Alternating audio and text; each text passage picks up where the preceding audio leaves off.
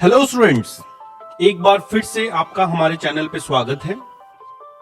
आज हम previous year questions में जिस टॉपिक की बात करने जा रहे हैं उसका नाम है centre of mass and collision.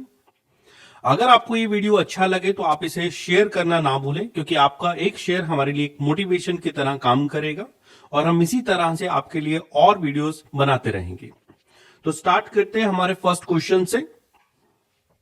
Two bodies of mass 1 kg and 3 kg have position vectors I cap plus 2j cap plus k cap and minus 3i minus 2j plus k respectively. The center of mass of the system has a position vector. क्या होगा? तो देखिए, अगर हमें अलग अलग कोई position दी जाए तो सेंटर ऑफ मास को ढूंढने का फॉर्मूला होता है R centre of mass is equals to first mass into first position vector into second position vector divided by total mass of the system. You can say here m1 plus m2. Question ने हमें first mass 1 kg दिया गया है जिसका centre of मास दिया हुआ है I cap plus 2j cap plus k cap पे। सेकेंड मास हमें क्वेश्चन है 3 kg दिया गया है जिसका पोजीशन वेक्टर है minus of 3i minus of 2j cap plus K cap. और अगर हम total mass m1 plus m2 की बात करें तो ये हमारे पास 4 हो गया है। अब इसको क्वेश्चन को सॉल्व करने के लिए हमें पहले 1 का अंदर मल्टीपल करना है। ये हमारा हो गया i प्लस 2j प्लस के। 3 का अंदर मल्टीपल करेंगे तो minus 9i minus of 6j plus 3k divide by 4। आई वाले सारे पार्ट्स देखे जाए तो आई पॉजिटिव हो गया और माइनस आई नेगेटिव होने की वजह से you can just right here minus 8i। 2j and minus 6k को देखा जाए तो माइनस 4j एंड यहां पे आपके पास आया 4k, जिसको अगर हम डिवाइड करेंगे 4 से तो आपका आंसर आएगा minus of 2i minus of j plus k which come in the option number 3। Option number 3 is a right answer.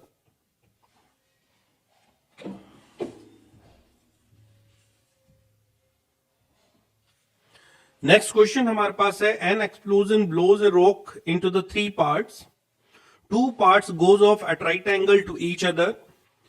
These two are 1 kg first part moving with the velocity 12 meter per second and 2 kg second part moving with the velocity 8 meter per second. If the third part flies off with the velocity of 4 meter per second, then its mass would be. तो इसको ऐसा समझें कि आपको question ने कहा कि एक हमारे पास एक बॉम्ब है जो कि रेस्ट पे है। इसके टोटल मास हम कैपिटल एम को लिखते हैं। अब इस बॉम्ब के कुछ 3 पार्ट हो गए हैं, रैंडम कोई भी हमने 3 पार्ट बनाए, जिसमें कहा गया है कोई भी 2 पार्ट आपस में परपेंडिकुलर डायरेक्शन में जाते हैं। तो मान लेते हैं कि ये कोई ऊपर की तरफ जा रहा है और ये कोई इस तरफ जा रहा है, और तीसरे वाला ऐसे ही रैंडम वे में हम कहते हैं इस तरफ जा रहा है। इसको हमने m1 मास कह दिया, इसको हमने m2 मास कह दिया, इसको हमने m3 मास कह दिया। अब जो ऊपर की तरफ जा रहा है उसका मास क्वेश्चन ने 1 kg मेंशन किया है और ये 12 मीटर पर सेकंड से मूव कर रहा है। सेकंड मास को क्वेश्चन ने 2 kg मेंशन किया है और ये 8 मीटर पर सेकंड से मूव कर रहा है। थर्ड मास 4 मीटर पर सेकंड से जा रहा है और किधर जा रहा है ये हमें पता नहीं है, इसकी कोई डायरेक्शन नहीं है, ऐसे रैंडम हमने मार्क किया है। अब हम कहते हैं कि अगर ये बॉम्ब का एक्सप्लोजन हुआ है तो यहां पे कंजर्वेशन ऑफ लीनियर मोमेंटम लगेगा, क्योंकि यहां पे किसी भी तरह का कोई भी एक्सटर्नल फोर्स नहीं होता। तो by conservation of linear momentum अगर हम बात करें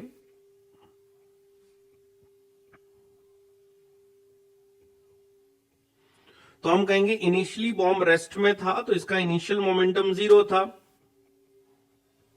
और अगर इनिशियल मोमेंटम 0 था तो इसका फाइनल मोमेंटम भी 0 होगा, और दोनों मोमेंटम इक्वल होंगे, क्योंकि कंजर्वेशन ऑफ लीनियर मोमेंटम कहता है before explosion and after explosion total momentum of the system should be equal. तो इनिशियली मोमेंटम हम कितना बोल रहे हैं, 0 बोल रहे हैं। ठीक है, अब देखिए फर्स्ट वाले मास को लिखा जाए तो 1 kg मास है जो कि 12 मीटर पर सेकेंड से ऊपर की तरफ जा रहा है, तो हम अपनी तरफ से एक बार जे कैप अज्यूम कर लेते हैं। सेकेंड मास 2 kg है जो कि 8 मीटर पर सेकेंड से आगे की तरफ हमने दिखाया, तो मान लीजिए हमने आई कैप अज्यूम कर लेते हैं। थर्ड मास जो है उसका मास हमें पता नहीं है तो m3 लिख देते हैं, और ये 4 मीटर पर सेकेंड से जा रहा है। अब इसकी डायरेक्शन भी नहीं पता, तो इसकी डायरेक्शन नहीं पता तो ऐसे ही हमने एक वी कैप लिख देते हैं कि इसकी डायरेक्शन वी कैप है। ठीक है जी। अब इसको सॉल्व करने के लिए हम इसको ऐसा लिख सकते हैं 4m3 into V cap is equals to minus of 12j and minus of 16i। ठीक है, minus of 12j minus of 16i। 4 से इसको कट करते हैं, ये 3 टाइम्स कट हो गया और ये 4 टाइम्स कट हो गया। अब देखिए मास एक वेक्टर क्वांटिटी तो होती नहीं, मास तो स्केलर क्वांटिटी होती है, तो दोनों तरफ हम क्या करेंगे, मैग्नीट्यूड देंगे। m3 v कैप का magnitude is equal to magnitude of minus of 3j minus of 4i। अब जैसे ही मैग्नीट्यूड लेंगे v कैप डायरेक्शन हट के m3 बच जाएगा और इधर आपके पास आएगा 3 स्क्वायर प्लस 4 स्क्वायर का under root, so you will get the mass is equals to 5 kg। अब आपको एक क्वेश्चन को सॉल्व करने का एक अल्टरनेट तरीका भी बताते हैं कि अगर आपको क्वेश्चन कहता है कि अगर कोई भी दो मासेस परपेंडिकुलर डायरेक्शन में जाते हैं तो थर्ड मास की वेलोसिटी पता करके बताएं या थर्ड मास की मास पता करके बताएं, तो आपने ऐसे लिखना है थर्ड मास का मास और थर्ड मास की velocity is equals to first mass की वेलोसिटी का होल स्क्वायर, सेकेंड मास की वेलोसिटी का होल स्क्वायर का अंडर रूट। अगर ये वाला फॉर्मूला आप याद रखेंगे तो आपका क्वेश्चन जल्दी हो जाएगा और क्विकली आप जो है विद इन 10 to 15 सेकेंड में आंसर दे सकते हैं। Next question, a ball moving with the velocity 2 metre per second collide head on with another stationary ball of the double of the mass. If the coefficient of restitution is 0.5, then their velocities after the collision will be। देखिए दो bodies आपस में टकराती हैं और in elastic collision करते हैं तो उनकी वेलोसिटी को कैलकुलेट करने का फॉर्मूला होता है m1 minus of em2 upon m1 plus m2 into first velocity plus 1 plus e m2 divide by m1 plus m2 into second velocity. अब देखिए क्वेश्चन क्या है, ball moving with the velocity 2 metre per second collide head on with another stationary ball of double mass. इसका मतलब पहले वाले का मास m है और दूसरे वाले का मास रेस्टिट्यूशन की वैल्यू 0.5 है, 2m दिया है क्वेश्चन ने कि डबल मास है। ठीक है, कोएफिशिएंट ऑफ रेस्टिट्यूशन 0.5 दिया है, ये आपके पास हो गया m प्लस 2m और ये वेलोसिटी हमने दिया है 2 मीटर पर सेकेंड से जाके कोलाइड करता है plus 1 plus 0.5 2m divided by m plus 2m and second ball was stationary। Question mention करता है second ball was stationary, तो इसकी वेलोसिटी 0 हो गई। अब देखिए फर्स्ट पार्ट में से 0.5 को 2 से मल्टीपल किया m हो गया, ये पार्ट 0 हो रहा है और नेक्स्ट पार्ट वैसे भी 0 है, तो फर्स्ट बॉल की velocity after the collision will become 0 metre per second. तो इसका मतलब फर्स्ट बॉल कोलाइड होने के बाद स्टेशनरी हो जाएगी। अब आते हैं सेकेंड बॉल की वेलोसिटी के लिए, उसके लिए फॉर्मूला होता है 1 plus E m1 divide by m1 plus m2 into u1 plus m2 minus E m1 divide by m1 plus m2 into u2। Second ball हमारी रेस्ट पे है तो हम चाहें तो सेकेंड बॉल के लिए हम बिना डेटा रखे 0 कर सकते हैं क्योंकि u2 0 है। ये आपके पास है 1 plus 0.5, it mass was taken as m plus 2m and this ball was moving with the velocity 2 metre per second. अब अगर इसको सॉल्व करें तो ये हो गया 1 plus 0.5 is 1.5 divide by 3 into 2, इससे इसको कट करते हैं 2 टाइम्स 2 को 2 से कट करते हैं 1 metre per second, so answer is coming at 0,1 metre per second which come in the option number 2 is the right answer. Two particles which are initially at rest move towards each other under the action of their internal interaction. If their speeds are v and 2v at any instant, the speed of their center of mass क्या होगा? देखिए इस question में अगर हम बात करें तो हम कहते हैं they are moving due to internal interaction. इसका मतलब यहां पे जो एक्सटर्नल फोर्स है वो 0 है और जब किसी भी सिस्टम के ऊपर एक्सटर्नल फोर्स 0 होता है तो उसकी वेलोसिटी ऑफ सेंटर ऑफ मास की वेलोसिटी कांस्टेंट रहती है। ठीक है, क्वेश्चन ने कहा कि शुरू में दोनों रेस्ट में थे, अगर दोनों रेस्ट में थे तो velocity of centre of mass 0 थी, अगर velocity of centre of mass initially zero थी तो बाद में भी जीरो ही होगी, तो option number 3 is a right answer. तो you will write as velocity of centre of mass is equal to zero as because they are in initially rest condition. तो थर्ड ऑप्शन राइट आंसर बनेगा यहां पे। A man of mass 50 kg is standing in a gravity free space at a height of 10 meter above the floor। तो ऐसे सोचें कोई भी एक मैन हमने बनाया जो कि इस ग्राउंड से 10 मीटर हाइट पे रुका हुआ है और एक ग्रेविटी फ्री स्पेस है। He throws a stone of 0.5 kg. Let's say he is having a stone of 0.5 kg which is thrown vertically downward with the velocity of 2 meter per second। तो देखिए अगर ये मैन इनिशियली स्टोन के साथ rest में था और stone को अगर 2 मीटर पर सेकेंड से नीचे फेंकता है, जैसे ये स्टोन को नीचे फेंकेगा तो due to conservation of linear momentum इसे ऊपर की तरफ मोशन कर जाएगा क्योंकि ग्रेविटी फ्री स्पेस है। तो ये हमारे पास होगी वेलोसिटी ऑफ अ बॉल, तो ये हमने कह दिया ये होगी वेलोसिटी ऑफ मैन। ठीक है, velocity of man is given as 50 kg, ये हमें दिया हुआ है। When the stone reaches the floor, the distance of the man above the floor will be क्या होगा? देखिए ये मैन की एक पोजीशन है। अब हम कहते हैं बॉल को हमने यहां ग्राउंड पे पहुंचा दिया।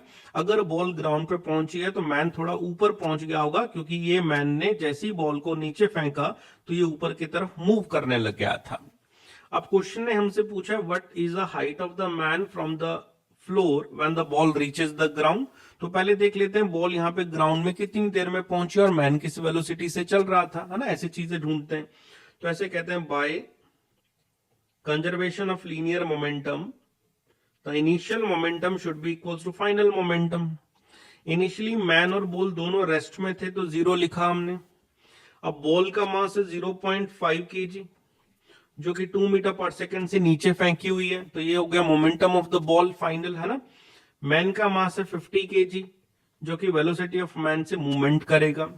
अगर इसको सॉल्व करें तो velocity of man is coming as negative of 1 divide by 50 metre per second. Negative हमें शो करता है कि जिस डायरेक्शन में बॉल मूवमेंट करेगी उसके अपोजिट डायरेक्शन में मैन मूवमेंट करेगा, तो ये 1/50 मीटर पर सेकेंड से मैन ऊपर मूवमेंट करेगा। अब हम लिखते हैं time taken by ball to reach on ground.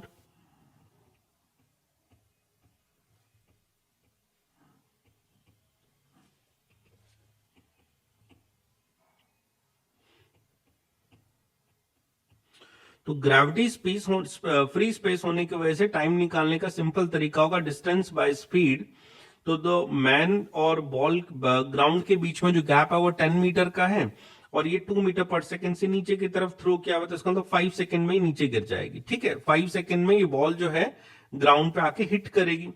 अब कहते हैं मैन कितना ट्रैवल करेगा, तो मैन की वेलोसिटी है 1/50 मीटर पर सेकेंड और 5 सेकेंड ट्रैवल करना है क्योंकि जितनी देर बॉल नीचे आएगी उतनी देर मैन ऊपर जाएगा, तो 0.1 मीटर आएगा। तो मैन ने जो डिस्टेंस ट्रैवल करी है, ये जो डिस्टेंस ट्रैवल हुई है वो है 0.1 मीटर।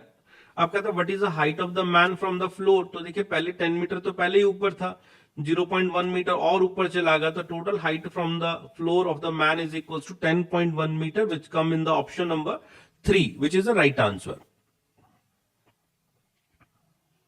अब देखिए आपको क्वेश्चन में दिया गया है कि 2 person of mass 55 kg and 65 kg respectively are at the opposite end of a boat and the length of a boat is 3 meter.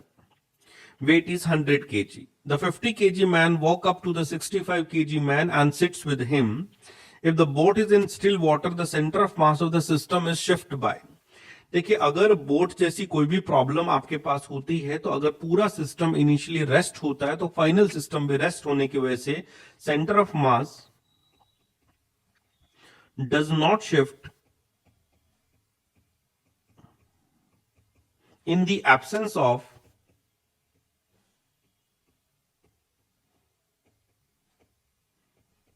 External force. तो यहां पे हमारे पास किसी भी तरह का एक्सटर्नल फोर्स नहीं होने की वजह से सेंटर ऑफ मास का शिफ्ट जो है वो 0 होगा, तो option number 1 is the right answer. Two spheres A and B of mass m1 and m2 respectively collide. A is at rest initially and B is moving with the velocity v along the x-axis. ऐसे समझे question कह रहा है कि ये हमारे पास कोई भी दो स्फीयर्स हैं, ये एक B स्फीयर है जो कि इस तरफ मूवमेंट कर रहा है और A स्फीयर जो हमारे पास है वो रेस्ट पे है, ठीक है। The mass of the A is given as m1 and the mass of B is given as m2. After the collision, B has a velocity v by 2 in the perpendicular direction of the original direction. अब question कहता है कि जैसे ही collision हुआ तो B की जो velocity हुई है वो इसकी इनिशियल डायरेक्शन के परपेंडिकुलर हुई है। अब परपेंडिकुलर का मतलब वो ऊपर की तरफ भी हो सकती है और परपेंडिकुलर का मतलब वो नीचे की तरफ हो सकती है। क्वेश्चन ने मेंशन नहीं किया है, लेकिन ये जरूर मेंशन किया है कि B कोलिजन के बाद ऊपर की तरफ या नीचे की तरफ कहीं जा रहा है। अब कहते हैं the mass A moves after the collision in the direction. हमें ये पता करके बताना है कि ए कौन सी डायरेक्शन में जाएगा। देखिए initial momentum of the system यहां से अगर यहां तक आप देखें तो एक्स डायरेक्शन में है, तो फाइनल भी हमारा मोमेंटम एक्स डायरेक्शन में होना चाहिए और एक्स डायरेक्शन में होने के लिए फिर ए को इस डायरेक्शन में जाना पड़ेगा ताकि इसका एक कंपोनेंट एक्स में आ जाए और एक कंपोनेंट वाई में आ जाए। वाई कंपोनेंट जो ए का आएगा वो बी के वाई कंपोनेंट के इक्वल होकर कैंसिल आउट करेगा और इसका एक्स कंपोनेंट रिजल्ट बनाएगा, ठीक है। तो मान लीजिए किसी एंगल थीटा पे मूवमेंट करा है और इस स्पीड को हमने बोल दिया वेलोसिटी ऑफ ए। अब कहते हैं by conservation of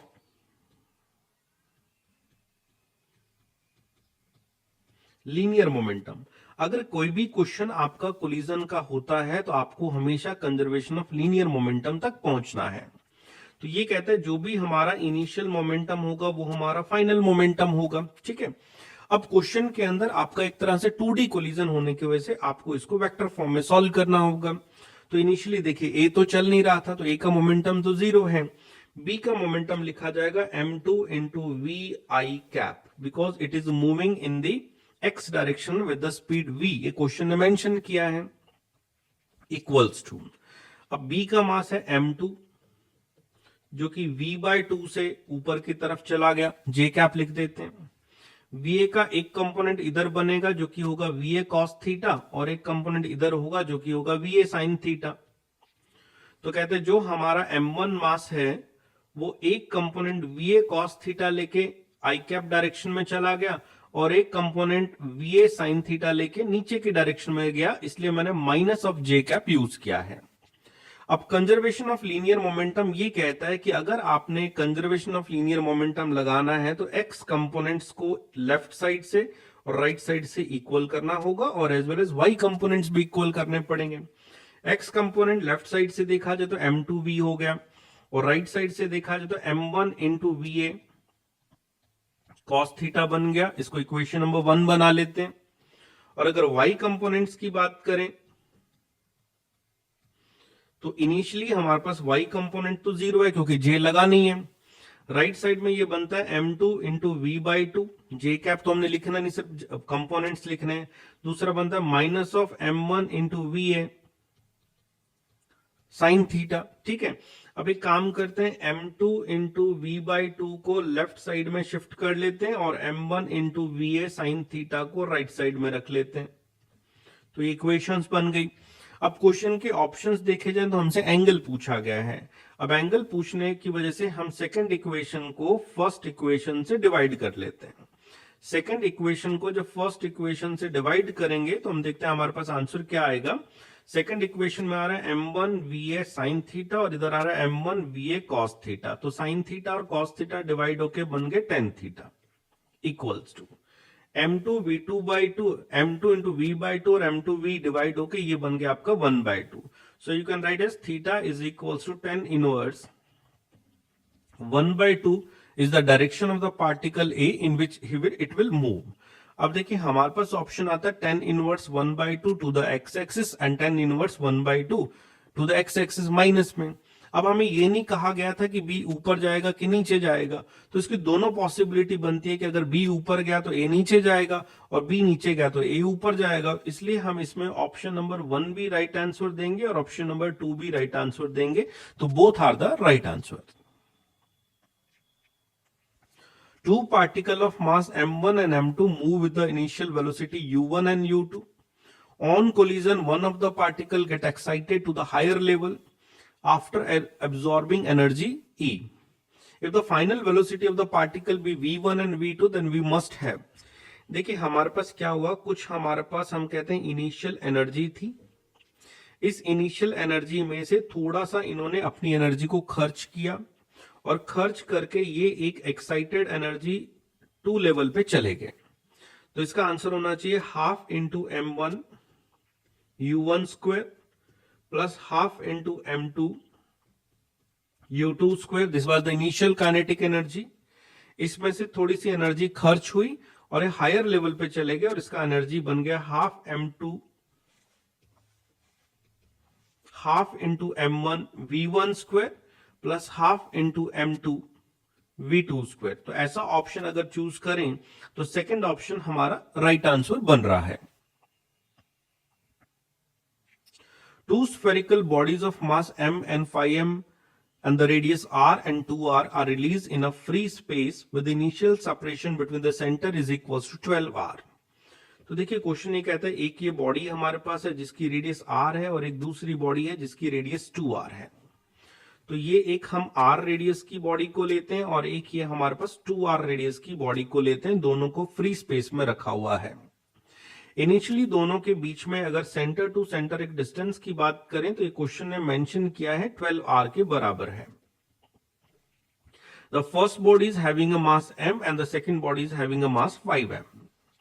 if they attract each other due to their mutual gravitational attraction force only, then the distance covered by the smaller body before the collision क्या होगा। देखिए अगर वो दोनों आपस में एक दूसरे के साथ कोलिजन करते हैं तो कोलिजन के लिए उनको सिर्फ इतनी सी ही स्पेस अवेलेबल है जिसको वो ट्रैवल कर सकते हैं, और ये जो स्पेस हमने रेड कलर में लिखा है this will be equals to 9r only, because 12r में से लेफ्ट साइड से एक रेडियस माइनस करेंगे और 2r राइट साइड से माइनस करेंगे और 9r बचेगी। तो इसका मतलब इनको ट्रैवल करने के लिए जो डिस्टेंस मिली है वो है 9r। अब कहते हैं दोनों म्यूचुअल अट्रैक्शन से अगर मूवमेंट करते हैं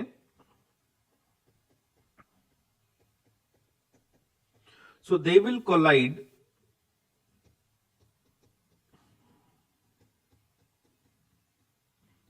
on center of mass।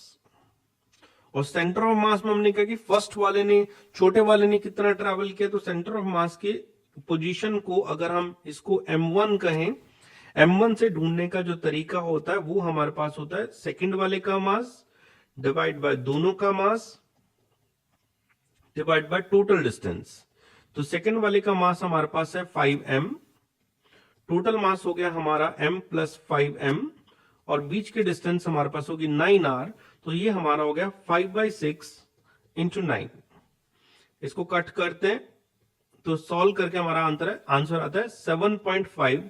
r is the right answer. तो ये 9r में से 7.5r आ गया, तो which comes in the option number 2। A ball is thrown vertically downward from a height 20 meter with initial velocity v0। ऐसे समझ लीजिए कि आपके पास एक छोटी सी बॉल है और इसको आप नीचे की तरफ एक v0 वेलोसिटी से थ्रो करते हैं। It collide with the ground and loses 50% of energy। ये यहां से आके इससे टकराती है और टकरा के बाउंस बैक करती है और 50% एनर्जी लॉस्ट हो गई है। The bounces back to the same height, it comes again at the same height। तो इसका मतलब जितनी पोटेंशियल एनर्जी पहले थी उतनी पोटेंशियल एनर्जी अभी भी है। What is the initial velocity v0 is equal to। देखिए हम कहते हैं कि इसके पास ना शुरू में एक मैकेनिकल एनर्जी थी और वो मैकेनिकल एनर्जी जो है उसमें अगर वैल्यू लिखी जाए तो वो हमारे पास है mgh plus half m v0 square. इस इनिशियल मैकेनिकल एनर्जी में से 50% लॉस किया, मतलब हाफ ले लिया। अगर हमने इनिशियल मैकेनिकल एनर्जी का हाफ ले लिया तो ये हमारा फाइनल मैकेनिकल एनर्जी बन गया है जो कि एक h हाइट पे पहुंच गया है। तो फाइनल मैकेनिकल एनर्जी अगर हम कहें कितनी है तो हमने कहा कि उसी हाइट पे पहुंच गया है, मतलब वेलोसिटी तो 0 हो गई लेकिन पोटेंशियल एनर्जी वापस वही हो गई। तो इसको हमने लिखा mgh और इसको हमने लिखा half times of half m v0 square plus mgh। ठीक है जी। अब क्वेश्चन में चाहे तो हम m सारे कैंसिल आउट कर सकते हैं, g की वैल्यू 10 होगी, h की वैल्यू 20 हो गई, is equals to half into v0 square plus 10 into 20 हो गए, है ना। इस 2 का मल्टीपल इधर करेंगे तो ये आपके पास हो जाएगा 400, ये आपके पास है 200, इसको लेफ्ट में माइनस कर देते हैं, is equals to V naught square by 2 हो गया। तो ये 200 को और 2 से मल्टीपल कर दिया तो 400 इज वी नॉट स्क्वायर हो गया। So you can write as V naught is equals to 20 meter per second by which this body was thrown vertically downward, which come in the option number 3. On a frictionless surface, a block of mass capital M moving at a speed V collide elastically with another block of mass capital M which is initially at rest. After the collision, first block move an angle theta to the initial direction and has a speed V by 3. The speed of the second block कितना हो जाएगा, तो question में एक word दिया गया है वो है इलास्टिकली, और हमें थीटा दिया गया, थीटा के बारे में कोई इंफॉर्मेशन नहीं है। तो हम ऐसे कहते हैं ये एक इलास्टिक कोलिजन अगर है तो इसकी जो काइनेटिक एनर्जी है वो कंजर्व रहनी चाहिए, और काइनेटिक एनर्जी कंजर्व का मतलब होता है जितनी इनिशियल काइनेटिक एनर्जी है उतनी ही फाइनल काइनेटिक एनर्जी होनी चाहिए। इनिशियल काइनेटिक एनर्जी में कहा गया एम मास जो है v से मूवमेंट कर रहा है, तो इनिशियल हो गई half M v square. Second is having the same mass but rest, तो इसका मतलब काइनेटिक एनर्जी 0 हो गई। अब कहते हैं कोलिजन के बाद हमारी फर्स्ट बॉडी जो है वो v/3 से किसी डायरेक्शन में मूव कर गई, तो हमारी सेकेंड बॉडी जिसका मास सेम m ही है वो किस वेलोसिटी से मूव करेगा ये हमें ढूंढ के बताना है। तो हाफ एम अगर हम चेक करें तो सब तरफ से कैंसिल हो सकता है, तो ये आपके पास हो गया v square is equals to v square by 9 plus v2 square. v square में से v2 स्क्वायर बाय 9 हम माइनस करेंगे is equals to v2 square, it is coming as 8/9 v square is equals to v2 square. So we can simply write v2 is coming as under root of 8/9 v, that is 2 root 2 by 3. V is the right answer which come in the option number 2.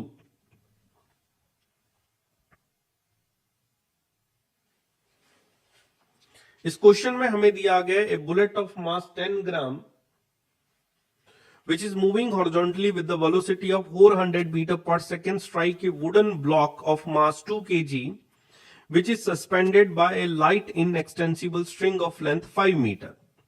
तो देखिए question में क्या कहा गया है कि हमारे पास ना एक इस तरह से एक ब्लॉक हमने हैंग किया है कहीं पे, यहां पे एक ब्लॉक हैंग है, ठीक है। इस ब्लॉक से एक बुलेट आके स्ट्राइक करती है, उस बुलेट का मास 10 ग्राम है और ये आके टकराती है 400 मीटर पर सेकेंड से। इस ब्लॉक का मास 2 kg है, जैसे ही इस ब्लॉक के पास आके कोलाइड करती है विद स्ट्रिंग 5 मीटर, आगे बढ़ते हैं। As a result the centre of gravity of block is find to rise a vertical distance of 10 metre. Question कहते हैं ब्लॉक जो है इस तरह से इंक्लाइंड हो गया और ये पहले वाले लेवल से 10 सेंटीमीटर ऊपर चला गया। ब्लॉक इस तरह से इंक्लाइंड हो गया और पहले वाले लेवल से हम कहें कि 10 सेंटीमीटर ऊपर चला गया, तो this distance is given as 10 centimetre. The speed of the bullet after it emerges out horizontal, bullet अगर इसमें से निकल के दूसरी तरफ निकल जाती है तो क्वेश्चन कहता है इस बुलेट की वेलोसिटी पता करके बताएं वो किस वेलोसिटी से बाहर निकल गई है। तो अगेन देखिए दो तरह के क्वेश्चंस मिक्स है यहाँ पे। पहला बुलेट आती है टकराती है, तो इसका मतलब कोलिजन का क्वेश्चन हो गया। अगर ये कोलिजन का क्वेश्चन हो गया तो आपको कंजर्वेशन ऑफ लीनियर मोमेंटम में जाना चाहिए। जैसे कोलिजन दिखे तो कंजर्वेशन ऑफ लीनियर मोमेंटम पे आ जाए। तो initial momentum should be equals to the final momentum. Initial momentum में हमारे पास 10 ग्राम की बुलेट है तो इसको किलोग्राम में बदला, जो कि 400 मीटर पर सेकेंड से ट्रैवल कर रही है। ब्लॉक रेस्ट पे है। अब मान लीजिए टकराने के बाद जो हमारा ब्लॉक है उसका मास अगर हम लें तो वो 2 kg है और वो v1 वेलोसिटी से चल पड़ा, और जो हमारी बुलेट है इसका मास 10 ग्राम है और ये किसी v2 वेलोसिटी से चल पड़ी।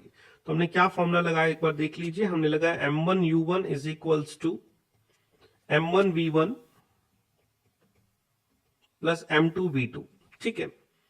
तो हमने जो m1 वर्ड लिया है वो ब्लॉक के लिए ले लिया है, तो शुरू में बुलेट आ रही है, तो बुलेट आ रही है तो इसको कहते हैं m2 into u2. This is taken as m2 and this is taken as m1, this is taken as u2. और ये जो हमारे पास इस तरह से इक्वेशन हमने बना ली. अब इस इक्वेशन के हिसाब से 0 0 0 अगर हम कैंसिल आउट करें तो आपके पास 4 हो गया. 4 is equal to 2v1 plus v2 by 100. इस इक्वेशन को एक बार हम बना के रखते हैं, वेलोसिटी ढूंढने के लिए हमें काम आएगी. अब कहते हैं जैसे ये बुलेट इसके साथ कोलाइड हुई तो ब्लॉक 10 सेंटीमीटर ऊपर चला गया. तो हाइट अटेन्ड बाय ब्लॉक की अगर हम बात करें वो 10 सेंटीमीटर दी गई है हमें.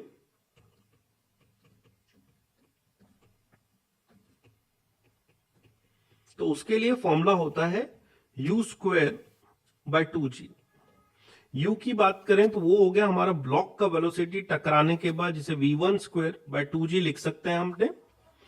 ये 10 सेंटीमीटर होने की वजह से मैंने 10 बाय 100 लिखा. v1 हमें पता करना है और 2g की वैल्यू 20 लेते हैं. 20 से इसको कट करते हैं, ये 5 टाइम्स कट हो गया. 5 से इसको कट करते हैं, 2 टाइम्स कट हो गया, जहां से v1 की वैल्यू हमारे पास आ गई अंडर रूट ऑफ 2 का मतलब हो गया 1.4 metre per second is the velocity of this block after the collision. अब कहते हैं इक्वेशन नंबर 1 में चलते हैं वापस. From equation 1, the 4 is equals to 2 into v1 plus v2 by 100. 2 into 1.4 plus v2 by 100 is equals to 4. 2 into 1.4 करें तो ये 2.8 होगा. 2.8 को लेफ्ट साइड में माइनस करेंगे तो 1.2 बनेगा. तो यहां से अगर v2 की वैल्यू ढूंढी जाए, this comes as 120 meter per second of the velocity of the bullet after it emerges out, which come in the option number 1 is the right answer. इस क्वेश्चन में दिया गया two identical balls A and B having velocities 0.5 and -0.3 meter per second respectively collide elastically in one dimension. The velocity of B and A after the collision respectively will be. क्या होगा? देखिए question क्या कहता है, two identical ball A and B having velocity 0.5 metre per second and -0.3 metre per second respectively collide elastically in one dimension. One dimension मतलब head on collision है. Head on collision में velocities ढूंढने का तरीका होता है. अगर हम पहले बात करें, पहले हमें क्वेश्चन ने बी की वेलोसिटी पूछी है तो v2 कहते हैं, और बाद में इसने फर्स्ट बॉल की वेलोसिटी पूछी है तो v1 कहते हैं. तो v1 का फॉर्मूला होता है m1 minus m2 upon m1 plus m2 into u1 plus 2m2 divide by m1 plus m2 into u2. और यहां बात करें तो ये होता है हमारा 2m1 divide by m1 plus m2 u1 plus m2 minus of m1 m1 plus m2 into u2. अब बात करें डेटास की तो देखिए 2 इंटू फर्स्ट बॉडी का मास हमारे पास जो है आइडेंटिकल का मतलब m हो गया. m प्लस m करें तो 2m हो गया. u1 की वैल्यू 0.5 है प्लस m माइनस m हो गया, ये 2m हो गया, ये माइनस 0.3 है. ठीक है. अब देखिए m माइनस m की वजह से ये वाला पार्ट तो 0 हो जाएगा, 2m से 2m कैंसिल हो जाएगा और फर्स्ट आंसर आएगा 0.5 मीटर पर सेकेंड. तो सेकेंड बॉडी की वेलोसिटी कोलिजन के बाद 0.5 मीटर पर सेकेंड हो गई. m माइनस m करते ये वाला पार्ट फिर से 0 हो रहा है plus 2m divide by 2m into minus 0.3 करें तो इसका आंसर माइनस 0.3 हो गया. तो इसका मतलब इसका आंसर आपके पास जो आ रहा है वो ऑप्शन नंबर पहला आपके पास है 0.5 और दूसरा आ रहा है माइनस 0.3. तो इसने क्वेश्चन में वेलोसिटी पूछा तो यहाँ माइनस लगेगा, तो ऑप्शन नंबर 4 होगा. अब एक चीज याद रखिए, क्वेश्चन ने पूछा कि कोलिजन के बाद इनकी वेलोसिटीज क्या हो जाएंगी, तो आप ऐसा लिखेंगे, नोट बना के लिख रहे हैं. If two identical bodies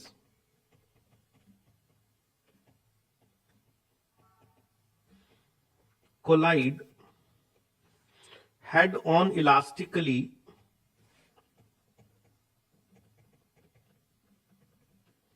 then after collision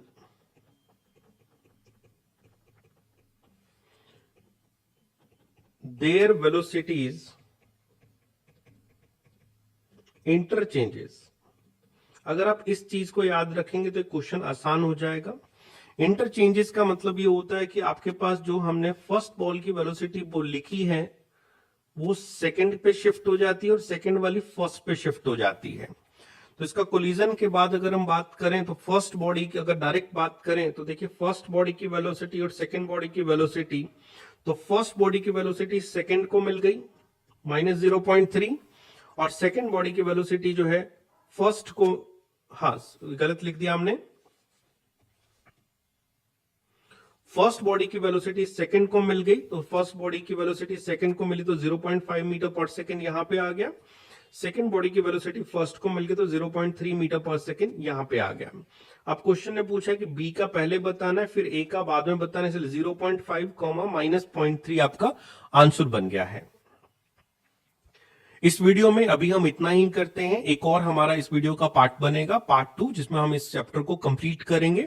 अगर आपको ये वीडियो समझ आई है, आपको क्वेश्चन समझ आए हैं, अच्छा लगा है, तो प्लीज इस वीडियो को ज्यादा से ज्यादा शेयर करें ताकि हम ज्यादा बच्चों तक रीच कर पाए।